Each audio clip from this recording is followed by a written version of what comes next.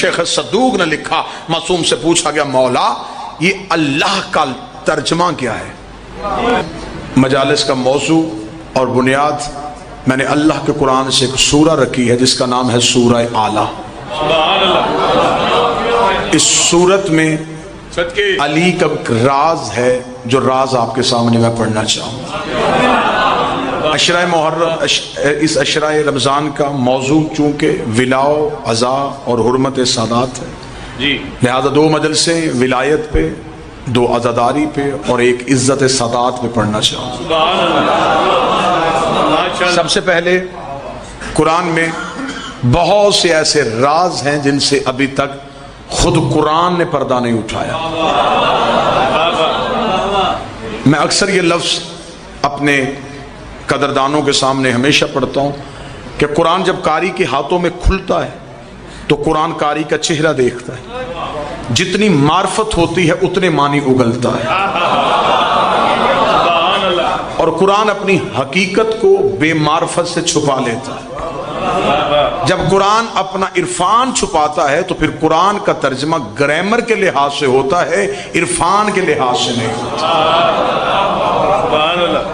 اس لیے میں نے ایک قرآن کی یہ سورت جو آپ کے سامنے منتخب کی ہے، اس میں ایک راز ہے جو میں آپ کے سامنے پڑھنا چاہتا ہوں۔ اس سورت میں، سورت کا نام سورہ اعلیٰ ہے، مکی سورت ہے، کل 19 آیات ہیں سورت کی۔ اس سورت کی فضیلت میں معصوم کا فرمان ہے کہ جو شخص بروز جمعہ، جمعے والے دن سورہ اعلیٰ کی تلاوت کرے تو خدا ملائکہ سے حکم دیتا ہے کہ اس کا اتنی دیر تک ثواب لکھو جب تک میں نہ روکوں۔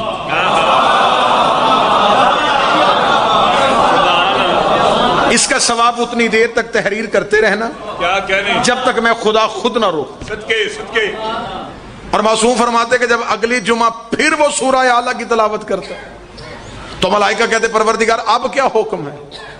ابھی تو پچھلا ثواب ہی نہ لکھا گیا تھا، اس نے پھر سورت کی تلاوت کر دی۔ آواز ربوبیت آتا ہے، تم صرف اتنا لکھو کہ اس نے پڑھی، شمار میں قیامت والے دن کرو۔ یعنی کہ معصوم نے استعارہ دیا کہ اس سے مراد یہ ہے کہ اس کا ثواب شمار میں آ ہی نہیں سکتا۔ سب ہے اسم ربک الاعلیٰ، تسبیح کر اپنے رب کے اسم کی جو اعلیٰ ہے۔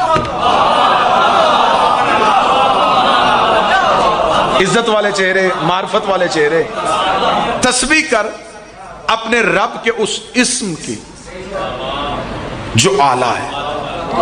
اس کا مطلب ہے کہ یہاں دو تذکرے ہو رہے ہیں، رب کا ذکر علیحدہ ہو رہا ہے، اسم کا ذکر علیحدہ ہو رہا ہے۔ تسبیح کر اپنے رب کے اس اسم کی جو اعلیٰ ہے۔ الذی خلق فسوی، وہ اسم وہ ہے جو پہلے خلق کرتا ہے پھر سنوارتا ہے۔ ابھی میں صرف قرآن کا ترجمہ پڑھ رہا ہوں، اس کی تسبیح کر اس اسم کی جو اعلیٰ ہے، اور اس اسم کے ہاتھ صفت کیا پائی جاتی ہے؟ وہ پہلے خلق کرتا ہے پھر سنوارتا ہے۔ آج موضوع صرف انہی دو آیتوں پہ رکے گا اور میں کوشش کروں گا جتنی جلدی ہو سکے انہی دو پہ آپ کو نتیجہ دے سکے۔ قرآن کا جو ابتدائیہ ہے، جو آغاز ہو رہا ہے، وہ آغاز ہو رہا ہے بسم اللہ الرحمن الرحیم سے۔ اس کا ترجمہ آپ تاج کمپنی کے چھپے قرآن سے لے کے جہاں تک چلے جائیں ترجمہ آپ کو یہی ملے گا، شروع کرتا ہوں اللہ کے نام سے جو رحمان اور رحیم ہے۔ میں طالب علم ہوں، 4 مجلسوں میں اور آؤں گا، اس کے علاوہ تلانگنگ میرا گھر ہے، میں جب بھی آؤں مجھے آج تک اس حقیقت کا کھوج نہیں لگ سکا کہ شروع کس کا ترجمہ ہے۔ بسم اللہ الرحمن الرحیم میں یہ جو شروع ہے یہ کس لفظ کا ترجمہ ہے؟ اگر میں اس کو صرف حرف پڑھوں، بسم اللہ، با کو ہٹا دیا جائے، اس نام اللہ، اللہ کا، الرحمن جو رحمان ہے اور رحیم ہے۔ اہل علم آپ تشریف فرما ہیں، اس میں کوئی ایک حرف ایسا نہیں آیا جس سے مراد شروع لیا جا سکے۔ ایک حرف علیحدہ ہوا ہے جسے با کہا گیا ہے.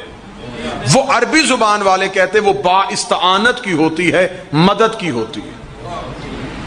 اگر استعانت کے ساتھ ترجمہ کیا جائے تو پھر ترجمہ یہ بنے گا مدد ہے اس اللہ کے اسم کی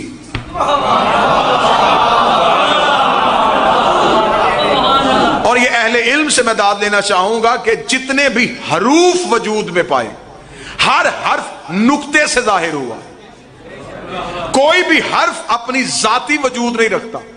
آپ الف لکھنا چاہیں تو پہلے نقطہ لگے گا پھر الف بنے گا، نقطہ لگے گا تو با بنے گی. ہر حرف نقطے سے وجود پایا. معصوم فرماتے ہیں کہ نقطے نے با کو وجود دیا، با نے اسم کو ظاہر کیا، اسم نے اللہ کو ظاہر کیا، اللہ نے صفت رحمان کو ظاہر کیا، صفت رحمان نے صفت رحیم کو ظاہر کیا. اس کا مطلب رحیم ظاہر ہوا رحمان سے، رحمان ظاہر ہوا اللہ سے، اللہ ظاہر ہوا اسم سے. اگر یہ اسم سمجھ میں آ گیا تو اب پھر واپس سورہ اعلیٰ میں آنا. خدا اگر تسبیح کر اس اسم کی جو اعلیٰ ہے، تسبیح کر اس اسم کی جو اعلیٰ ہے. یہاں بھی اسم ظاہر کر رہا ہے اللہ کو، وہاں بھی تسبیح کا حکم دیا جا رہا ہے. تسبیح کر اس اسم کی جو اعلیٰ ہے. اور میں نے یہ پہلے کہا یہ سورت مکی سورت ہے، اور جس وقت یہ سورت نازل ہوئی اس وقت ابھی نماز کا حکم نہیں آیا.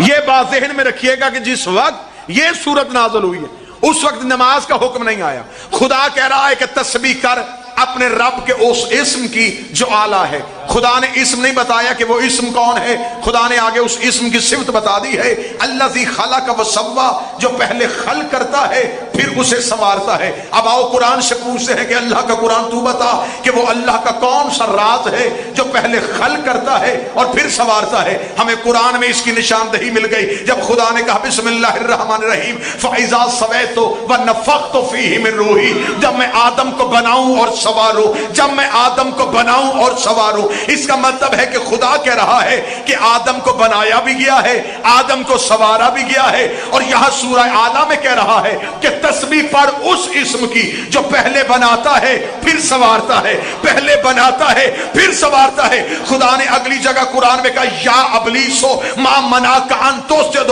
لما خلقت بیدی، ابلیس تجھے کس نے منع کیا اسے سجدہ کرنے سے جسے میں نے بنایا اپنے دو ہاتھوں سے، جسے میں نے بنایا اپنے دونوں ہاتھوں سے. اب میں نے ایک لمحہ مجمع کا ضائع نہیں کیا. اس کا مطلب کہ بات نتیجے تک پہنچ گئی کہ کوئی ہے جس نے آدم کو خلق کیا تھا، وہی جس نے خلق کیا تھا وہی اسم کہلاتا ہے. کوفے کا منبر تھا، منبر کا آخری زینہ تھا، زینے پہ حسین کا بابا تھا. ایک سائل مجمع کو چیرتا ہوا آیا، اس نے کہا اگر اللہ کا جسم نہیں ہے، جسمانیت نہیں ہے، پھر وہ کون سے ہاتھ تھے جس نے اس نے آدم کو خلق کیا تھا. علی نے اپنی ابا کو کھولا، اپنے دونوں ہاتھوں کو ظاہر کیا، ظاہر کر کے یہ وہ ہاتھ ہے جنہوں نے آدم کو خلق کیا.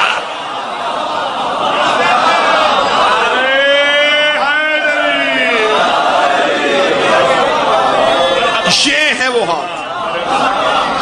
کیا کہنے صرف آیت کا تعاقب آیت کے ذریعے سے کریں، آیت کا پیچھا آیت کے ذریعے سے کریں. تسبیح کر اپنے رب کے اسم کی جو اعلیٰ، الذی خلق فسوی، جو پہلے خلق کرتا ہے سبحان اللہ پھر سنوارتا ہے. خدا کہتا ہے کہ آدم کو پہلے خلق کیا گیا پھر سنوارا گیا. علی فرماتے ہیں کہ یہ وہ ہاتھ تھے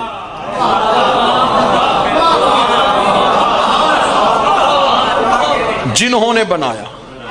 اس کا مطلب ہے کہ آیت کا ایک مفہوم ہلکا سا سمجھ میں آیا کہ جس اسم کی بات ہو رہی ہے،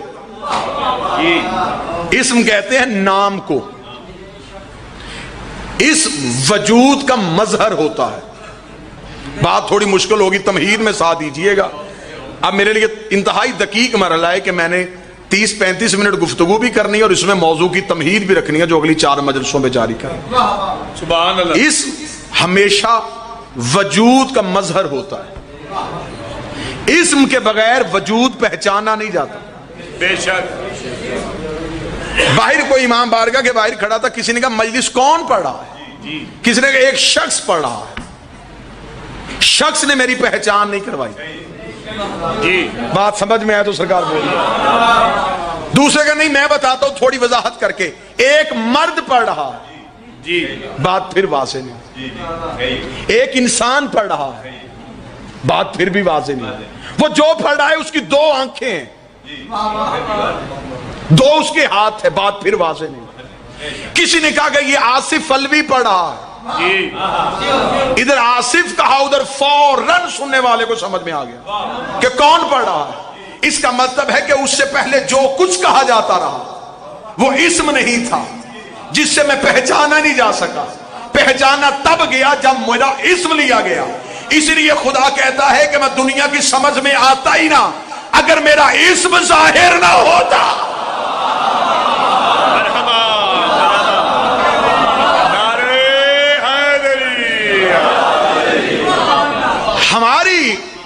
ہمارا قصور صرف یہ, ہم اسم کو اللہ نہیں کہتے, لیکن ہم کہتے ہیں کہ اسم مظہر وجود ہے. اگر یہ اسم ہی نہ ہوتا بات مشکل تو نہیں ہو گئی سر. تو یہ وجود پہچانا کیسے جانا. آگے آئیں تو آگے آ کے اسم کی بھی 3 قسمیں ہیں. ایک ہوتا ہے اسم مکتوبی, لکھا ہوا, جی اس سے بھی پہچان نہیں ہوتی. ایک ہوتا ہے اسم تدوینی, سنایا ہوا, اس سے بھی وضاحت نہیں. ایک ہوتا ہے اسم حقیقی, وضاحت صرف اسم حقیقی کرتا ہے. یہی وجہ تھی کہ کوفے کے منبر میں میرے مولا امیر ممکنات بیٹھے تھے. یہاں مجمع میں سے ایک شخص اٹھا, اس نے اٹھ کے کہا یا علی آپ نے اللہ دیکھا ہے؟ علی مسکرا کے فرماتے میں اسے سجدہ کرتا ہی نہیں جسے میں نے دیکھا نہ ہو. سبحان اللہ. بات آسان کر دیتا ہوں. بعض لوگوں کو یہ ہوگا کہ یہ کہاں سے بڑھا گیا. دعائے عرفہ تو مفاتی میں لکھی ہے نا. دعائے عرفہ میں خود امام حسین علیہ السلام کہتے ہیں اندھی ہو جائیں وہ آنکھیں جس نے تجھے نہ دیکھا ہو. حسین بد دعا دے رہا ہے. حسین کہہ رہا ہے اندھی ہو جائیں وہ آنکھیں جس نے تجھے نہ دیکھا ہو. علی فرماتے میں اسے سجدہ کرتا ہی نہیں جسے میں نے دیکھا نہ ہو. اس نے کہا مولا اگر اسے تو نے دیکھا ہے تو چل تو ہی ہمیں بتا دے کہ وہ کیسا ہوتا ہے. علی نے مسکرا کے فرمایا تیرے ظرف کے مطابق بتاؤں یا حقیقت میں بتاؤں؟ اسے کہا حقیقت سنا. علی مسکرا کے فرماتے تو کوئی موسیٰ ہے؟ آئے آئے تو حقیقت سننا چاہتا ہے, تو تجلی بھی برداشت نہیں کر سکتا, تو کوئی موسیٰ ہے. اسے کہا مولا پھر میرے ظرف کے مطابق بتائیں کہ وہ کیسا ہے. اللہ نے فرمایا تیرے لیے اتنا ہی کافی ہے کہ ایسا ہے. اب چہروں پہ مجھے ولایت علی کی مسکراہٹ چاہیے.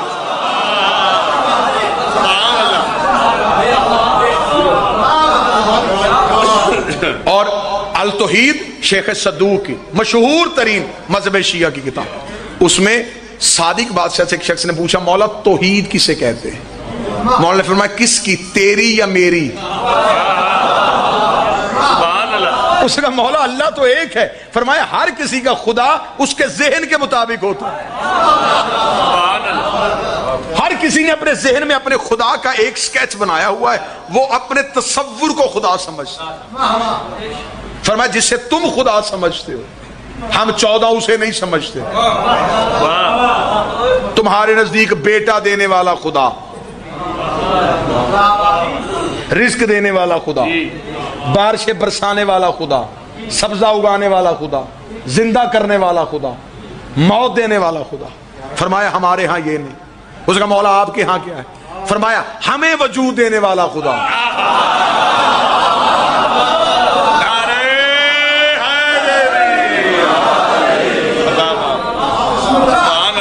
بات مشکل تو نہیں ہو رہی سر.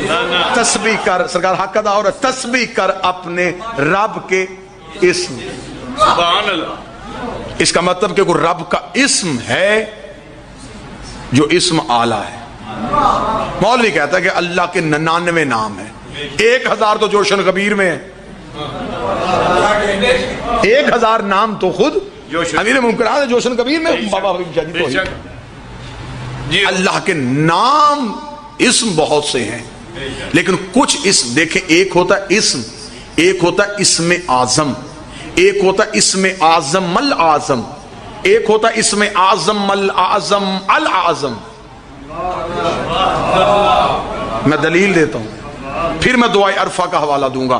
رمضان المبارک ہے، دعائے عرفہ کی تلاوت کیجئے گا۔ دعائے عرفہ پہ معصوم فرماتے اللہم انی اسألک باسمک الاعظم الاعظم الاعظم، اے اللہ میں اس اسم کا سوالی ہوں جو اعظم ہے، اعظم ہے، اعظم ہے۔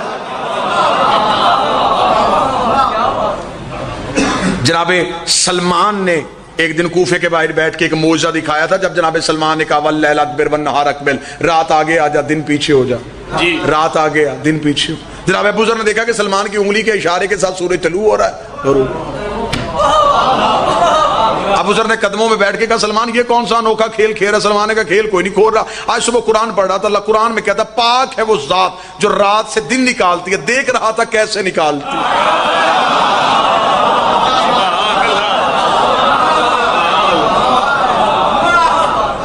اتنا کہنا تھا۔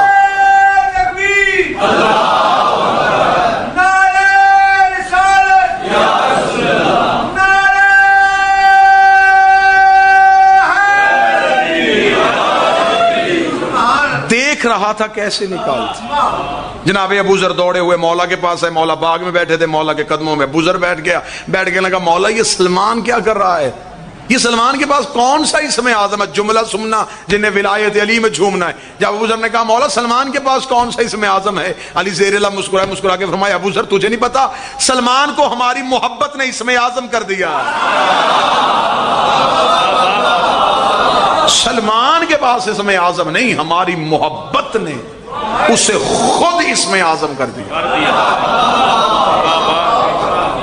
یہی تو وجہ تھی نا۔ جب میں یہاں پہ ایک اور بڑا چھوٹا سا واقعہ یہیں پہ کوٹ کر دیتا ہوں۔ جب مامون سمندری سفر پہ گیا تھا اور اس نے اپنے نوکر سے کہا کہ امام رضا علیہ السلام سے کوئی تعویذ لکھوا کے لے کے آ، اس کا نوکر جب آیا تو دروازے پہ آیا، دروازے پہ جناب معروف کرخی کھڑے تھے۔ اس نے کہا معروف مامون نے بھیجا ہے کہ امام سے کہہ کہ کوئی تعویذ لکھ کے دیں، سمندری سفر میں اگر طوفان آئے، مشکل آئے، مصیبت آئے، میں پڑھوں۔ معروف تھوڑی دیر بعد آیا، اس کے ہاتھ میں کاغذ کا ٹکڑا دیا، فرمایا مامون کو کہنا کہ اس دعا کی تلاوت کرے اگر مشکل بنے۔ وہ سپاہی لے کے چلا گیا، اس نے مامون کو دیا، مامون نے جیب میں رکھا۔ سمندری سفر شروع ہوا، وسط میں گئی تھی کشتی، یا طوفان آ گیا، کشتی ڈولی، موت یوں سر پہ نظر آئی، جلدی سے جیب میں سے وہی کاغذ نکالا، جلدی سے دعا پڑھنے لگا۔ اس دعا پہ لکھا تھا میرے اللہ میری کشتی کو بچا، تجھے معروف کرخی کا واسطہ، اللہم نجا حاضر سفینہ بحق معروف کرخی، میرے اللہ میرے سفینے کو بچا لے، تجھے معروف کرخی کا واسطہ۔ یوں ڈولتی ہوئی کشتی پہ اس نے ملازم کو بلا کے، نوکر کو بلا کے پوچھا کس سے لکھوائی تھی دعا؟ اس نے کہا امام سے ملاقات نہیں ہوئی، دروازے پہ معروف کھڑا تھا، وہیں سے کاغذ لے کے غصے کے ساتھ اس نے کہا دھوکہ کر دیا اس غلام نے ہمارے ساتھ۔ یہ کہہ کے اس نے یوں کاغذ دریا پہ مارا، لہروں کے ساتھ کاغذ کا لگنا تھا، لہروں میں سکوت آ گیا، ڈوبتی ہوئی کشتی پھر آئی اوپر، سانس واپس آئے، زندگی کی لہر واپس آ گئی، کنارے پہ کشتی پہنچی، دربار پہ پہنچ کے کہنے لگا باقی حساب بعد میں جلدی کرو، معروف کو گرفتار کر کے لے کے، معروف کو گرفتار کر کے مامون کے دربار میں کھڑا کیا گیا۔ مامون نے کہا سزا تو تیری بہت بڑی ہے، تو نے سرکاری حکم کی خلاف ورزی کی ہے، لیکن پہلے مجھے یہ بتا، میں تیری جان بخش دوں گا، تجھے امان دے دوں گا، کوئی تلوار تیری گردن پہ نہیں چلے گی، مجھے صرف وہ اسم اعظم بتا دے، مجھے وہ صرف اسم اعظم بتا دے جو امام نے تجھے تعلیم کیا ہے اور تو وہ پڑھتا ہے، جس کی وجہ سے تیری دعا میں اتنا اثر آ گیا تھا۔ اتنا کہنا تھا، معروف کرخی نے کہا مجھے امام کی عزت کا واسطہ تھا, مجھے امام نے کوئی ایسا اسم اعظم تعلیم نہیں دیا. اس نے کہا پھر تیرے پاس وہ کون سا اسم اعظم ہے؟ اس نے کہا میرے پاس کوئی اسم اعظم نہیں. 14 سال ہو گئے مجھے بطول کے بیٹے کا پانی بھرتے ہوئے. 14 سال میں امام کئی مرتبہ دن میں مجھے بلاتے ہیں, معروف پانی لے کے آ, معروف مصلی لے کے آ, معروف کھانا لے کے آ, معروف بازار میں جا, معروف میری ابا لے کے آ. 14 سال میں زہرا کا بیٹا بار بار اپنی زبان سے میرا نام لے رہا ہے. میں صرف دیکھنا چاہتا تھا میرا نام اسم اعظم بن بھی گیا ہے یا نہیں بنا.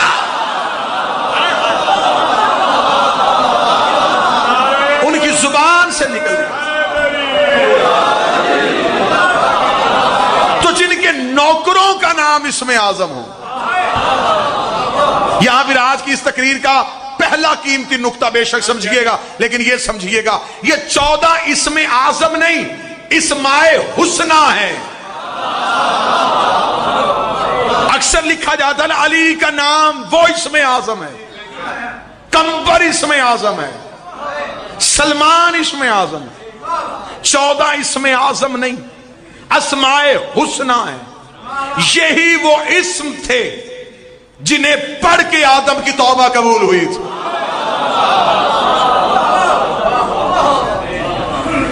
مولا نے فرمایا کہ ہر ایک انسان کی توحید اس کے ذہن کے مطابق. آج یہ عظمت توحید کی کمی کی وجہ ہے کہ ہم فضائل علی پڑھتے ہیں اور لوگوں کی توحید خطرے میں چلی جاتی ہے. اس وجہ کہ لوگوں نے اپنے ذہنوں کے مطابق اللہ سوچا ہوا ہے. کبھی علی سے اللہ لے کے دیکھنا, پھر فضائل علی سن کے کبھی بھی تمہاری توحید خطرے میں نہیں جائے گی. اس بندے کو میرا مفت مشورہ ہے جس کا فضائل علی سن کے عقیدہ توحید کمزور ہوتا ہو, وہ فضائل علی نہ گھٹائے, اپنا عقیدہ توحید بڑھائے. اتنا گند ہو اس کا عقیدہ توحید کے فضائل علی سن.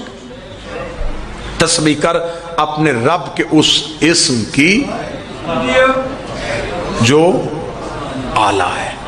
الذی خلق فسوا, جو خلق بھی کرتا ہے سنوارتا بھی. الذی قدر فہدی, پھر وہ قدروں کے مطابق ہدایت بھی دیتا ہے. آئے حسن دیکھو ذرا قرآن کا. سبحان اللہ. پہلے خلق کرتا ہے, پھر سنوارتا ہے, پھر جتنی اس کی قدر ہوتی ہے اس کے مطابق اسے ہدایت دیتا ہے. اب اس کا مطلب ہے کہ قرآن نے اسم کی دوسری صفت بتائی. اس میں دوسری صفت یہ ہے کہ وہ ہدایت دیتا ہے. اگر کسی مولوی کو شک ہو کہ علی ہدایت نہیں دیتا, آؤ میں تمہیں کوئی چپ ہادی دکھاتا ہوں. خدا کہتا ہے ان اول بیت وضع للناس للذی ببکۃ مبارکہ وہدی للعالمین, بے شک ہم نے انسانیت کا پہلا گھر مکہ میں بنایا اس لیے کہ وہ عالمین کو ہدایت کرے. لفظ ذہن میں رکھنا کہ اسم کی صفت یہ ہے کہ اسم ہدایت کرتا ہے. خدا کہتا ہے کہ کعبہ وہ گھر ہے جو ہدایت کرتا ہے. اب رکھ مولوی کے سر پہ قرآن کہ کعبہ کیسے ہدایت کرتا ہے. کعبہ تو ایک اینٹوں کا گھر ہے, ہاتھی کا بولنا ضروری ہوتا ہے. کعبہ چپ رہ کے کیسے ہدایت کرتا ہے؟ خدا کہتا ہے ہدی للعالمین, عالمین کو ہدایت کرتا ہے, صرف مسلمانوں کو نہیں, کل عالمین کو ہدایت کرتا ہے. کون؟ کعبہ. اللہ کعبہ تو چپ گھر ہے, یہ کیسے ہدایت کرتا ہے؟ اس کی میں مثال دوں گا تاکہ ہر ذہن تک بات پہنچ سکے. اکثر ہم نے دیکھا ہے کہ باپ بیٹے کو لے کے بازار سے گزر رہا ہو تو وہ ایک بلڈنگ کی طرف اشارہ کر کے کہتا بیٹا میں اس اسکول سے پڑھا ہوں. پڑھایا اسکول نے نہیں. اب تو میں بڑی سادہ مثال دے رہا ہوں. اس اسکول میں کوئی ٹیچر تھا لیکن اشارہ بلڈنگ کی طرف ہوا. بندے کہتے جی مجھے اس ہاسپٹل سے شفا ملی ہے, دکھائی بلڈنگ, صحت ڈاکٹر نے دی, شفا کے موجب وہ بنا تھا. جی میں نے اس مسجد سے قرآن پڑھا ہے. قرآن مسجدیں نہیں پڑھاتی, مسجدوں میں حافظ ہوتے ہیں. ہسپتال نبضیں نہیں دیکھتے, ہسپتالوں میں ڈاکٹر ہوتے ہیں. سکول علم نہیں دیتے, سکول میں ٹیچر ہوتا ہے. کعبہ ہدایت نہیں کرتا, اندر دیکھ اندر کو کوئی ہادی ہوتا،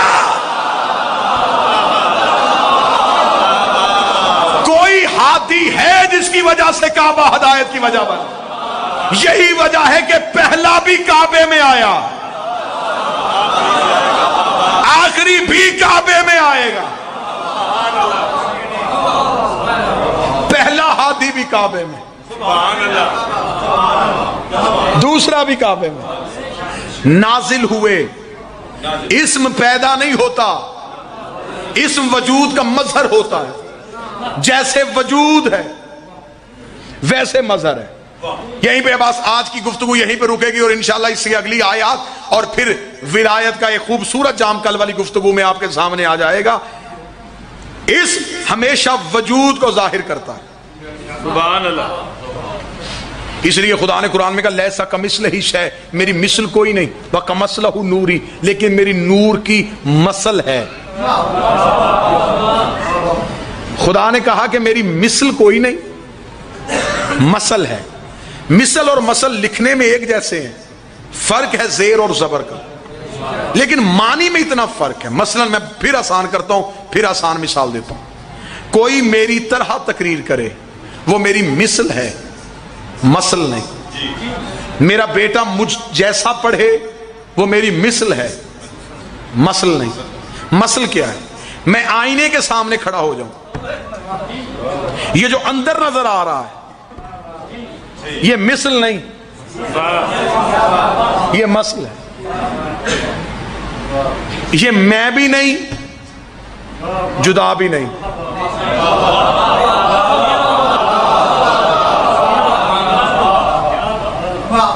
اب میرا کوئی قصور نہیں، عمران بھائی کا حکم تھا کہ مشکل ترین موضوع یہاں سنا جاتا ہے تو مشکل ترین گفتگو، اور آپ نے بہت محبت کے ساتھ ان باتوں کو سنا، سماعت فرمایا. جو آئینے کے اندر نظر آ رہا ہے وہ مثل نہیں، مثل. بابا جی میں نے ہاتھ اٹھایا اس نے بھی اٹھا دیا، میں بیٹھا وہ بھی بیٹھا، میں مسکرایا وہ بھی مسکرا دیا. اب لفظ کہوں جس کے لیے مجھے اندر سے دعا چاہیے، وہ سب کچھ میری طرح اس لیے کرتا ہے کہ اس کا اپنا ارادہ کوئی نہیں. زندہ باد. وہ کرتا ہے جو میں کرتا ہوں. خدا نے کہا میں نے انہیں مثل بنا کے نہیں بھیجا، میں نے مثل بنا کے بھیجا. ارادہ یہ کرتے ہیں، تکمیل میں کر دیتا ہوں. کسی بندے کو شک ہو، قرآن ابھی منبر پہ لے کے بسم اللہ سے شروع کرتے ہیں، سینے و ناس تک چلے جاتے ہیں. نبی بولا، خدا نے کہا یہ تو نہیں بولا، تیرے اندر میں بولتا ہوں. کنکریاں رسول ہماری، خدا نے کہا وما رمیت اذ رمیت لیکن اللہ رما. یہ کنکریاں تو نے نہیں پھینکی، یہ کنکریاں میں نے پھینکی ہے. بیعت نبی نے اپنے ہاتھوں پہ کروائی. خدا نے کہا ان کا ہاتھ تیرے ہاتھ پہ نہیں، ان کا ہاتھ اللہ کے ہاتھ پہ تھا. اس کا مطلب بولا رسول ہے، اللہ نے کہا میں بولا. کنکر رسول نے پھینکے، خدا نے کہا میں نے پھینکے. بیعت نبی نے کروائی، خدا نے کہا میں نے کروائی. یہ خم خدیر پہ جو علی کی ولایت کا اعلان ہوا، یہ رسول نہیں کر رہا، خود خدا کر رہا.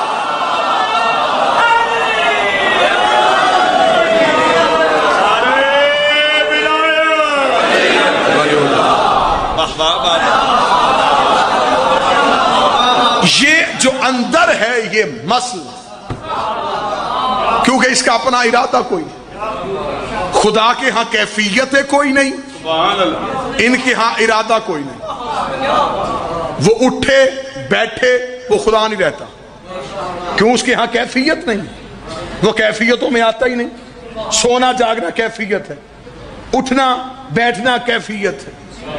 اور یہی پہ جملہ سنیے گا، راضی ہونا ناراض ہونا کیفیت ہے، اور وہ کیفیتوں میں ہے ہی نہیں. خدا کسی سے راضی نہیں ہوتا. ثابت کرو نا مجھے، علم منطق کے اعتبار سے ثابت کرو. خدا کیسے راضی ہو سکتا؟ راضی ہونا کیفیت ہے. جو راضی ہوتا ہے اس کا کبھی نہ کبھی ناراض ہونا بھی ضروری ہے. اگر وہ ناراض نہ ہو تو کیسے پتا چلے کہ اب راضی ہے؟ اور جو ناراض ہوتا ہے اس کا راضی ہونا ضروری ہوتا ہے. جو ایک کیفیت سے دوسری کیفیت میں ڈھل جائے وہ 14 کا خدا ہے ہی نہیں. اس کا مطلب کہ خدا کے ہاں کیفیت نہیں. راضی ہونا کیفیت ہے، وہ خدا کے ہاں ہے ہی نہیں. ان کی ہاں کیفیتیں ہیں، ارادہ نہیں. 14 کے ہاں کیفیتیں ہیں، ارادہ نہیں، اس کے ہاں کیفیتیں نہیں، اس نے اپنا ارادہ انہیں دے دیا، کیفیتیں انہیں دے دی، اب بولتے یہ ہیں، کلام اس کا کہلاتا ہے، ہاتھ اٹھاتے یہ ہیں، اعلان اس کا کہلاتا ہے، راضی یہ ہوتے ہیں، رضی اللہ وہ کہہ دیتا ہے۔ اس کا مطلب رضی اللہ اسے راضی کرنے سے نہیں ہوتا، 14 کو راضی کرنے سے ہوتا۔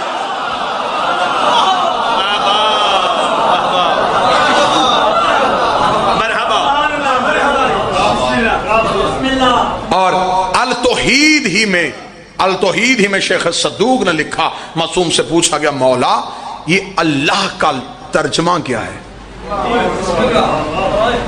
آج کا قیمتی موتی حوالے کرنا، اللہ کا ترجمہ کبھی بھی نہیں ہوا کبھی کبھی آپ نے کبھی کسی مولوی سے اللہ کی ڈیفینیشن پوچھی ہو کہ اللہ کسے کہتے ہیں؟ اللہ وہ کہتے ہیں اللہ اسم ہے، اللہ نام ہے، اگر اللہ نام ہے تو شروع کرتا ہوں اللہ کے نام سے، نام کے نام سے کیسے شروع ہو سکتا ہے بھئی؟ اگر خود نام ہی ہے تو پھر نام کے نام کے ساتھ کیسے؟ اللہ کا معصوم سے پوچھا گیا مولا یہ اللہ جو ہے اس کا مطلب کیا ہے؟ اللہ میں 2 لام ہیں، ایک چھپی ہے ایک ظاہر ہے، لکھنے میں 2 لام ہیں، پڑھنے میں 1۔ مولانا نے فرمایا یہ جو اللہ میں الف ہے یہ انعام کا ہے، میں نے کتاب کا حوالہ دیا التوحید، شیخ صدوق معتبر ترین کتاب، فرمایا اللہ میں جو الف ہے یہ انعام کا ہے۔ مولا کس چیز کا نام؟ فرمایا انعام بولایتی، جس نے تم پہ انعام کیا ہماری ولایت کی صورت۔ فرمایا جو اللہ میں لام ہے یہ لازم کا ہے۔ اسے کہا مولا یہ کون سا لازم ہے؟ فرمایا جو اس نے ہماری ولایت کو تم پہ لازم کیا۔ یہاں میں اپنے پڑھے لکھے اور فقہی بھائیوں سے یہ گزارش کروں، واجب ساقط ہو جاتا ہے، لازم ساقط نہیں ہوتا۔ واجب ساقط ہو سکتا ہے، لازم ساقط نہیں ہوتا۔ فرمایا اس نے ہماری ولایت کو جو لازم کیا، یہ لازم کی لام ہے اللہ کی لام۔ اگلی سطر کہوں گا اور چند چہروں پہ پریشانی نہ آئے، ہر چہرہ مجھے کھلا ہوا چاہیے۔ فرمایا جو اللہ کے آخر میں ہاں ہے یہ ہلاکت کی ہے۔ اس کا مولا یہ کون سی ہلاکت ہے؟ فرمایا جس نے ہماری ولایت کو نہ مانا اس کی ہلاکت۔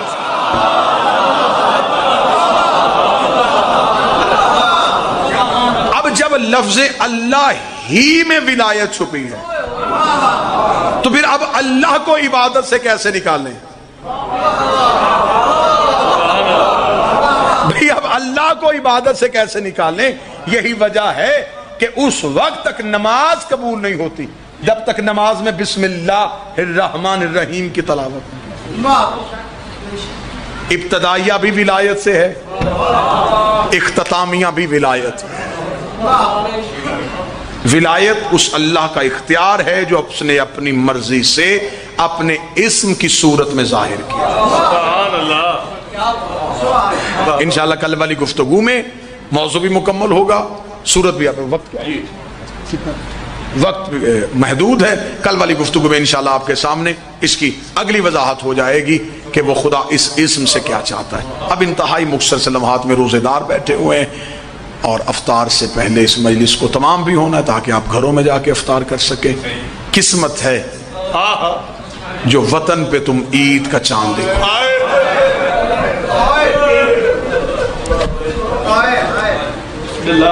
2 وقت ایسے ہوتے ہیں جس وقت میں بیٹیوں کو پیکے بڑے یاد آتے ہیں۔ منت کروں گا دنیا کی رسم سمجھنا، رواج سمجھنا، رمضان آئے تو مبارک کہنا لوگوں کا رسم اور رواج بن گیا، لیکن یہ یاد رکھنا اس رمضان میں علی کی بیٹیاں یتیم، اس رمضان میں علی کے درس کے طریقے تبدیل ہوں، اس رمضان میں علی پوچھا کرتے تھے کتنے دن رہ گئے؟ صحابہ پوچھ رہے یا علی کبھی کسی مہینے میں آپ نے دنوں کا حساب نہیں کیا؟ علی رو کے فرماتے زیادہ گزر گئے تھوڑے رہ گئے۔ اس رمضان کے پورے مہینے میں علی نے داڑھی کو خضاب نہیں کیا۔ نوکر نے آگے بڑھ کے کہا یا علی داڑھی کو خضاب کیوں نہیں کیا؟ فرمایا یہ لہو سے خضاب ہونے والا۔ دو وقت ایسے ہوتے ہیں بیٹیوں کو پیک کے گھر بڑے یاد آتے ہیں، ایک عید والا دن، ایک بیٹیوں کے جنازے۔ بس میں 1 منٹ پڑھوں گا، رسم سمجھنا، معاشرے کی اصلاح سمجھنا، یہی رواج ہے۔ عید آتی ہے، بے شک بھائی ناراض بھی ہو، بیٹی دروازے پہ کھڑی ہو جاتی ہے، نظریں پہ کے گھر کی طرف ہوتی ہیں، عورتیں پوچھتی ہیں کوئی نہیں آیا؟ کبھی نہیں کہتی کہ نہیں روٹھ گئے ہیں مجھ سے، کہتی نہیں وہ بڑے مصروف ہیں۔ کبھی بھی دل سے بھائی کا برا نہیں سوچتی، اندر سے کہہ رہی ہوتی کاش کہیں سے آ جائے۔ عید والے دن بہنوں کو بھائیوں کی بڑی انتظار ہوتی ہے، بیٹیوں کو باپ کی بڑی انتظار ہوتی۔ قسمت محمد کی بیٹیوں کی، مسلمانوں کی 2 عیدیں، سیدوں کی دونوں عیدیں کوفہ کھا گیا۔ اس عید پہ زینب یتیم ہو گئی، اگلی عید پہ لاہور والی بی بی اجڑ گئی۔ دوسرا ہوتا ہے بیٹیوں کا کفن پہ کے لے کے آتے ہیں۔ آخری سطر پڑھوں گا اور میں ممبر چھوڑ دوں گا، مجھے عزت علی کی قسم ہے کہ بے شک پیک کے جتنے بھی غریب ہو، بہن مر جائے 5 بھائیوں، ہر ایک کی خواہش ہوتی ہے کفن میں لے کے جاؤں گا۔ بڑا کہتا میں نے دینا، مجھے قرآن پڑھاتی رہی ہے۔ دوسرا کہتا میں دوں گا، مجھے انگلی پکڑ کے چلنا سکھاتی رہی ہے۔ تیسرا کہتا میں دوں گا، مجھے ماں بن کے پالا ہے۔ ہر بھائی کی خواہش ہوتی ہے کہ بہن کا کفن میں لے کے جاؤں۔ کوئی سید بیٹھا ہو، میں غیر سید ہوں، میں امتی ہوں، کنیز کا بیٹا ہوں، مجھے جملہ معاف کر دینا۔ قسمت ہے علی کی بیٹی کی، عید والا دن بھی اجڑ گیا۔ اور جب بی بی پہ شام کی پہاڑیوں پہ موت آئی، فضا رو کے کہتی سجاد لا ماں کا غسل کفن دے۔ اتنا جملہ کہنا تھا، سجاد کا جسم کانپا، آواز آئی میرے پاس میری ابا ہے، کفن ہوتا تو سکینہ کرتے کے ساتھ نہ دفناتا۔ یہ جملہ کہنا تھا، بی بی کا نوری محل کانپا، آواز آئی نہ مانگ فضا اور میرا سجاد غریب۔ اللہ لعنت علی القوم الظالمین وسیعلم الذین ظلموا۔